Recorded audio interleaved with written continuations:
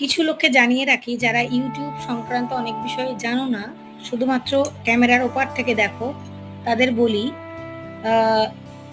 ৫৯ সেকেন্ডের রিলস অথবা ১৫ সেকেন্ডের রিলস অথবা ১০ মিনিটের ভিডিও, ১৫ মিনিটের ভিডিও দেখে ২৪ ঘন্টার মানুষটাকে বিচার করতে যেও না। কারণ এখানে যারা ক্রিয়েটার, বড় ক্রিয়েটার হোক, ছোট ক্রিয়েটার হোক, ক্যামেরা খোলার আগে অনেকেই কিন্তু অনেক কান্না চেপে, অনেক কষ্ট চেপে তারপর ক্যামেরাটা খুলে ভিডিওটা করে। এরকম অনেক ক্রিয়েটার আছে যাদের মনে অনেক কষ্ট, অনেক দুঃখ থাকে।